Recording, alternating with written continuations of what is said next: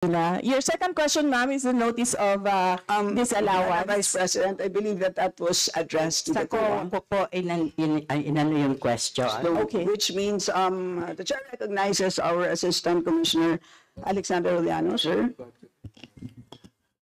Madam Chair, good afternoon. Ang notice of disallowance po ay, ang ibig sabihin niya, hindi pwede yung expenditure kasi either irregular, unnecessary, excessive, extravagant, or unconscionable. Pero hindi po nangangahulugan na pagka may notice of disallowance ay yun na yung final kasi meron pa pong appeal process sa commission. Hanggang hindi po na-resolve ng commission proper yan, doon po masasabi talaga na yung ground ng notice of disallowance ay tama.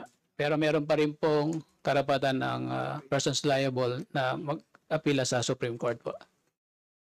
Ang final determination po doon sa notice of disallowance sa Supreme Court. So, ibig sabihin po nito, kung may notice of disallowance po, ay ibig sabihin hindi tama yung paggastos ng pondo. Ganun po ba yon? Yun po yung naging evaluation ng auditor na nag-audit po ng Okay. transaction. Salamat po. That's all, Madam Chair. Thank you very much. Salamat. Maaari rin bang kumpirmahin ng OVP na ang 125 million confidential funds na nirequest nito noong 2022 ay ginamit lamang mula December 21 hanggang December 31, 2022, Madam Chair? Madam Vice President. Madam Chair, that is a subject of Supreme Court cases. Yes. Madam Chair, obviously, ayaw tayong sagutin, Madam Chair, kasi, Madam Chair, pera ng taong bayan ito, Madam Chair, no? Yun po yung nakalagay dito. At karapatan na malaman ito ng bawat isa sa atin, Madam Chair, it is a matter of public interest. At humihingi po tayo ng transparency and accountability kaugnay dito, Madam Chair. So, Madam Chair, kung hindi po sasagutin yung 2 questions ko, baka naman yung 3rd, Madam Chair, masagot. Ayon sa ipinasang accomplishment report, utilization of confidential and intelligence funds ng OVP, ginamit ang 125 million para sa safe implementation of OVP initiatives and confidence building. Ano itong safe implementation of OVP initiatives and confidence building? Ano po yung programa sa ilalim nito, Madam Chair? Madam Vice President. Madam Chair, the first 2 questions are exactly the questions that were submitted to the Supreme Court. The Supreme Court is the correct venue to answer those questions because there are pending cases there already. Sa pangatlong tanong niya, that is, our answer, nakalagay doon sa aking opening statement, we cooperate with all the audit actions of the Commission on Audit. So, lahat yan, sinasagot namin sa tamang venue. Kinasyon kami sa Supreme Court, sumagot kami sa Supreme Court. Kinasyon kami sa COA, sumagot kami sa COA. Yes, thank you, Madam Chair. No, precisely. Kaya ko po tinatanong to, Madam Chair. If you remember, we requested, actually hindi nga kami nag-request eh.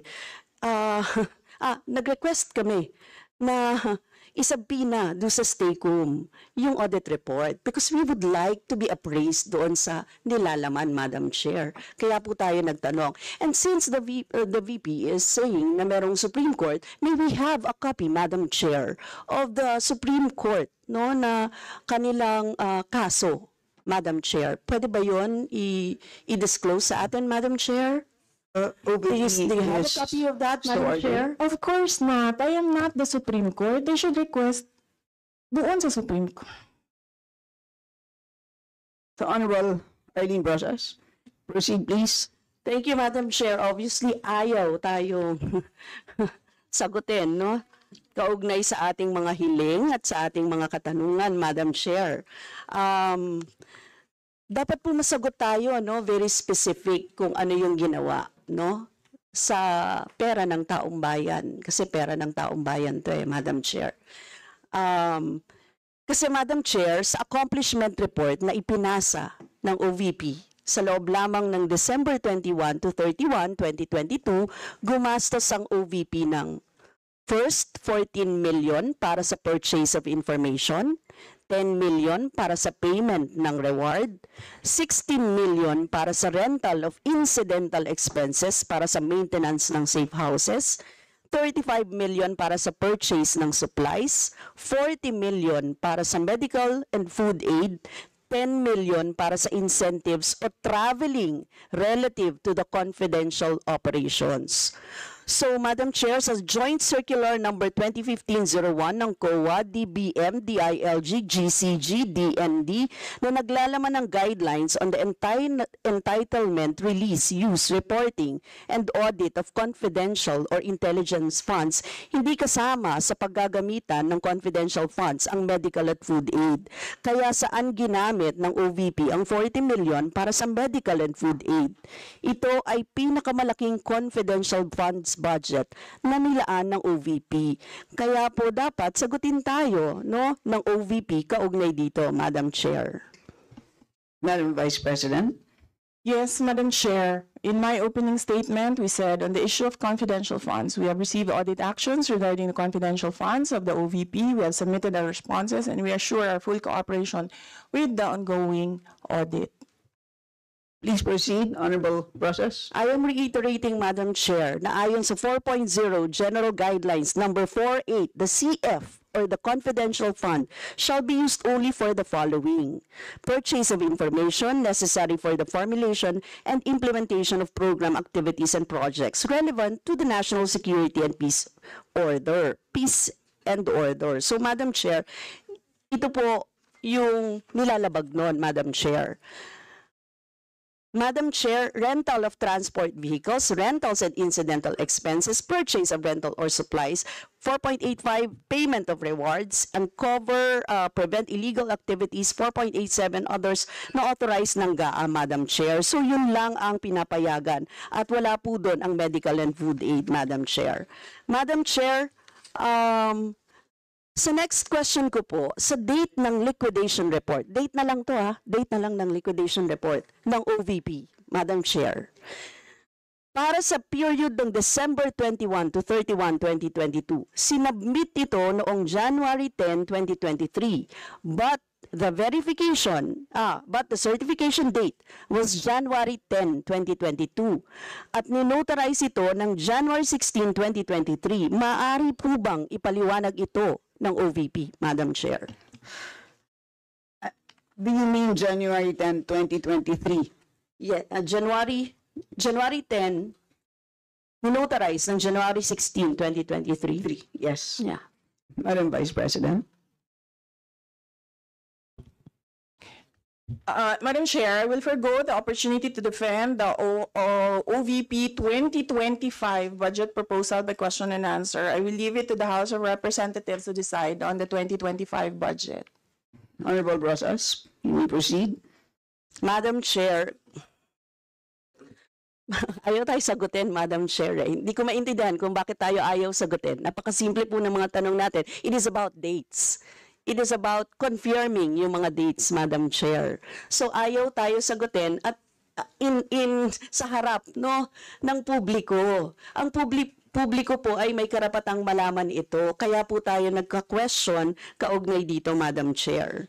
This is about transparency and accountability, and it doesn't exempt the office of the Vice President, Madam Chair. Madam Chair.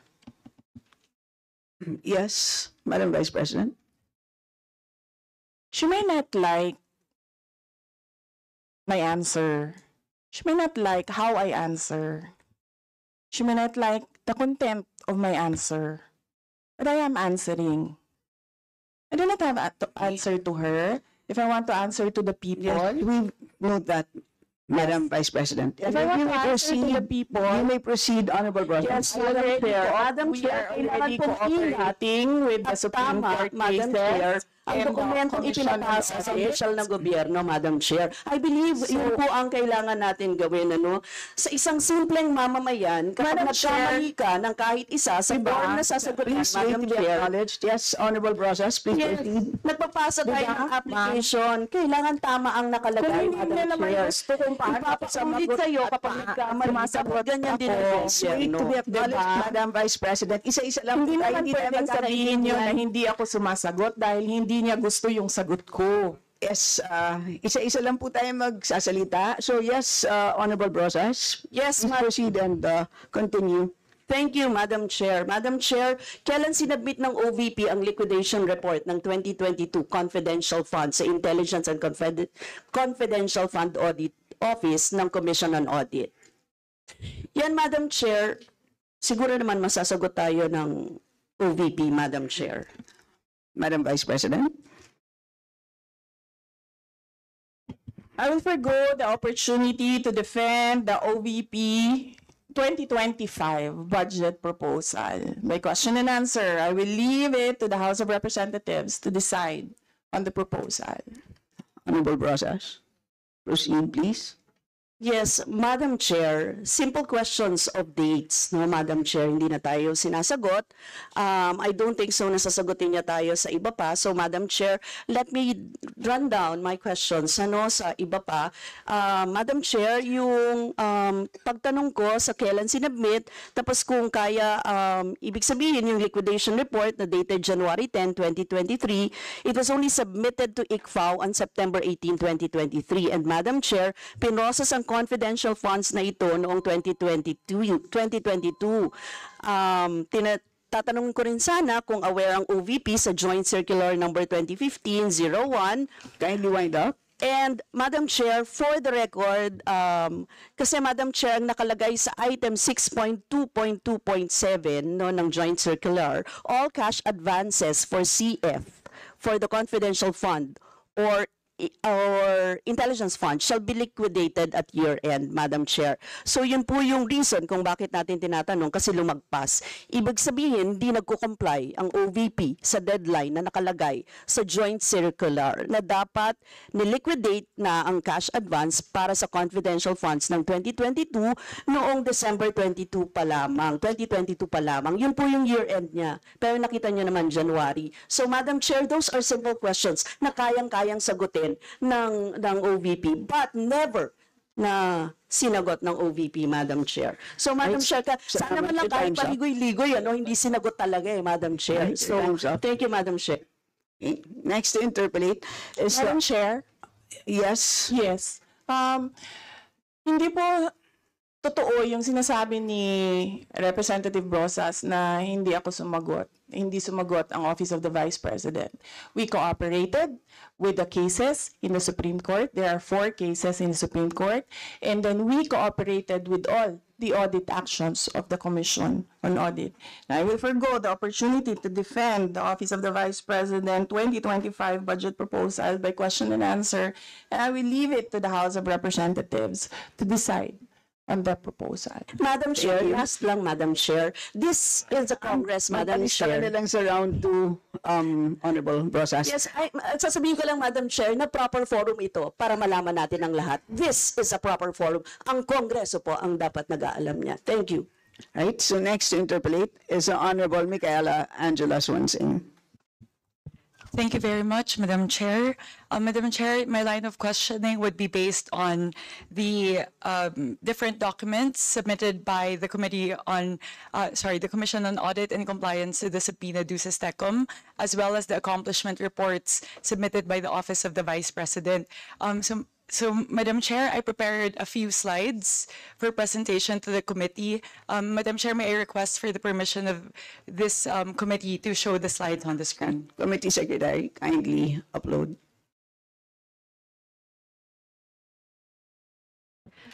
Madam Chair, given the volume of the documents, I have created this chart to summarize all the pertinent information with regard to all of these documents summarized across the different quarters. First, I would like to highlight the number of days by which the 125 million pesos was spent across the 4 quarters. In the first quarter, it was spent within 11 days. That is a period of December 21 to 31, 2022.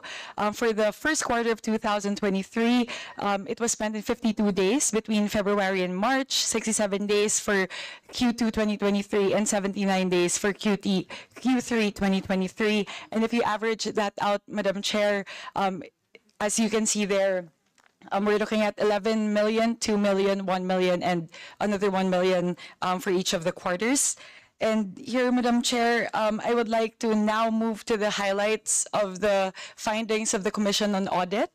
So here we will see, I've segmented the 125 million between the two. First is allowed in audit and either disallowed in audit or questioned in audit. So for the fourth quarter of 2022, which is the subject of the notice of disallowance, we can see here, Madam Chair, that out of the 125 million pesos in confidential funds utilized from December 21 to 31, 2022, 73.287 million was disallowed in audit by the Commission on Audit, and I will give the Commission on Audit the time as well later to elaborate on that.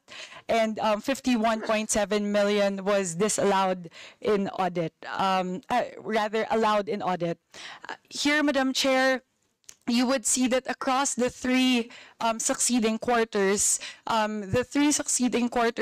while not yet or not subjected to the notice of disallowance, has already received the audit order memorandum with particular findings. So here, Madam Chair, you would see that on average, 53%, 49%, and 28% of the amount in question was questioned by COA in the succeeding AOM. So perhaps, Madam Chair, I will do that as well, divide it per day, just to contextualize it. So for the fourth quarter of 2022, 6.66 million pesos on average daily was disallowed in audit out of the 11.3 million pesos spent by the OVP between the period of December 21 to 31, 1.2 million in the next quarter, 925,000 in the next quarter, and 443,000 in the next quarter. So, Madam Chair, I will stop here for now and throw a question to COA, if I may, Madam Chair, to the Assistant Commissioner. May he please elaborate on the grounds for the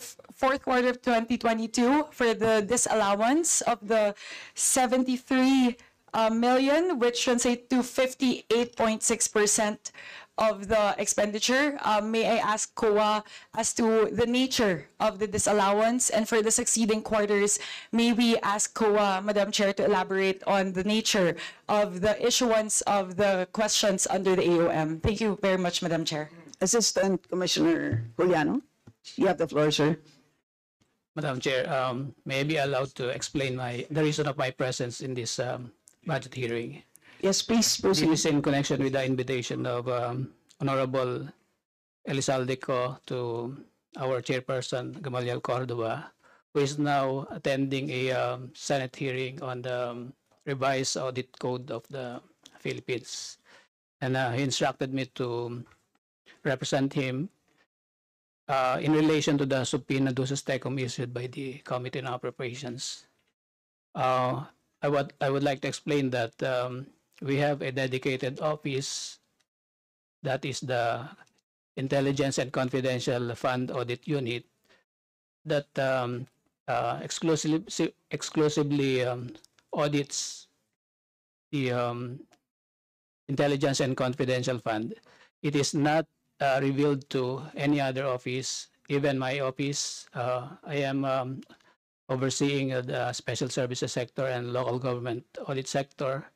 Thus, I could not give you the details or the specifics about the audit of the disallowance, and we already submitted our compliance with the committee, and I'm not the proper person to explain the details of the notice of disallowance. Thank you. Honorable Swansing. Madam Chair, the reasons behind these disallowances and the questions under the AOM are detailed in the notice of disallowances and the AOM. So in the absence of a response from COA, may I quickly highlight, Madam Chair, the highlights of the different documents? Please proceed. Thank you, Madam Chair. For the notice of disallowances, the nature pertain in the non-compliance with item 4.8.5B of Joint Circular number 2015-01, which is the non-submission of documents evidencing success of information gathering and or surveillance activities.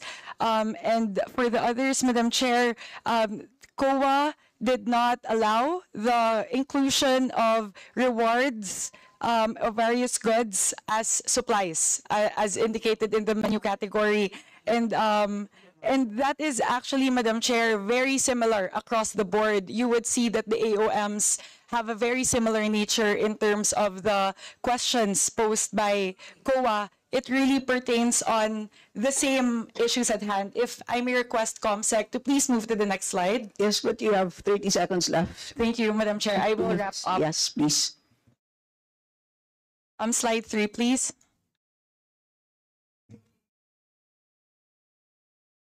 Pakilakihan, please, COMSEC.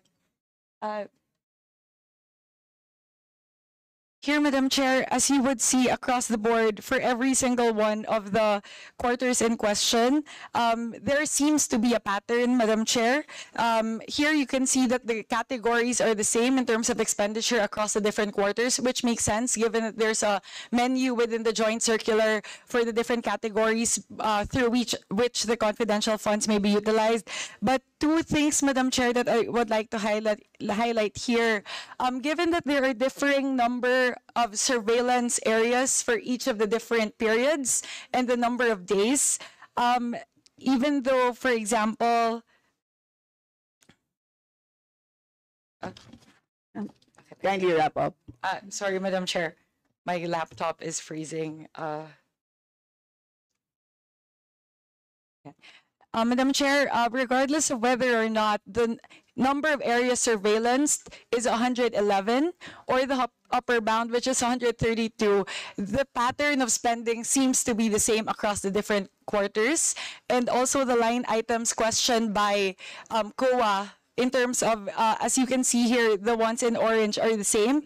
It's with regard to the payment of rewards, the provision of medical and food aid, and the payment of incentives and traveling relative to the confidential operation. So, Madam Chair, in this very heavy slide, all I would like to highlight is there seems to be a pattern. There's a pattern in terms of expenditure, regardless of the amount of work entailed, and the pattern as well in terms of questionable categories on the part of COA seems to be the same as well. And Madam Chair, just to close, last na talaga, Madam Chair, next slide. Next slide as well. COMSEC, next slide, please.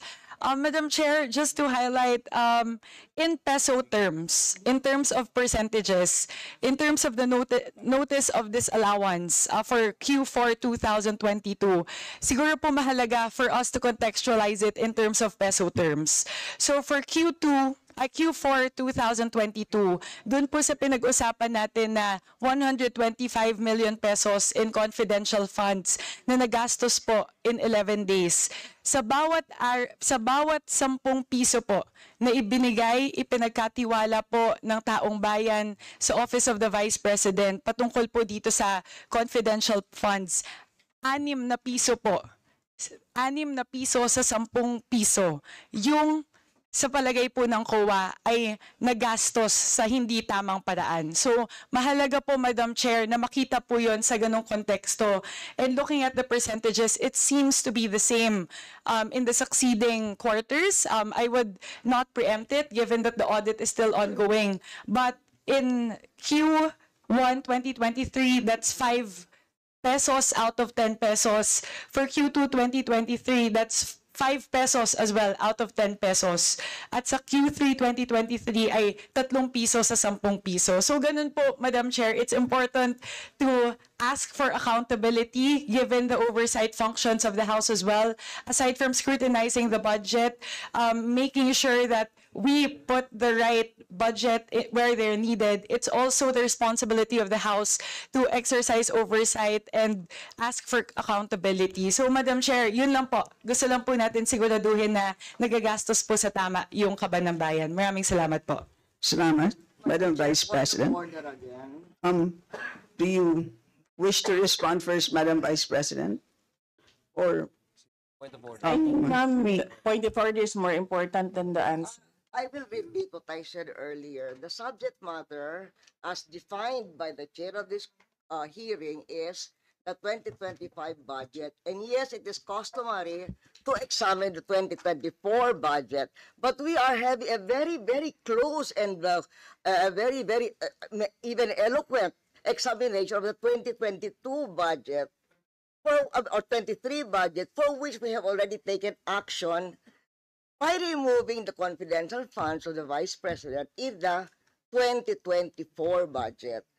So I submit again, Madam Chair, that this is not, I mean, if we're talking about oversight, yes, there is oversight of any House committee, but not during the budget hearing of a specific year's budget. So there is a Committee on Public Accountability chaired by Congressman Paduano. So all of those are all venues within the House, not to mention the legal issue of what is already being discussed in the Supreme Court. So I raise the continuing point of order, Madam Chair, on all of the questions regarding the 2023 budget. thank you, ma'am, for your insights. But again, Madam Chair, It there is is- a point of order. Please rule on the point of order. we have already, Madam, It is a must for the chair to um, rule on the that point of order. chair There is a is point of order, speaking. Madam Chair. The chair is speaking. I would like to request members as well to respect Yes, the Madam Chair. Sandali That is lang. the rules. The rule says if a point of order is raised, the chair will have to rule on the point of order. Yes, and the point of order is not to discuss previous years at kasasabi lang po natin. Kaya nga gusto ko pong magsalita. Kanina po, sinabi ko na, pinaliwanag ko na po na ang previous years ay napaka-importante po. Sinabi ko na po kanina na nung huling plenary debates, pinag-usapan po itong 125 million confidential funds. Inutusan po natin ang COA na gawin ang audit, tapusin ng mid-November. Tama, di ba? Inutusan namin kayo na tapusin nyo na ng mabilis. November 2023, tapusin nyo na. Pero since then, hindi pa natin naririnig kung ano ang naging resulta nun. Umaksyon na tayo without even hearing from the COA what the findings were.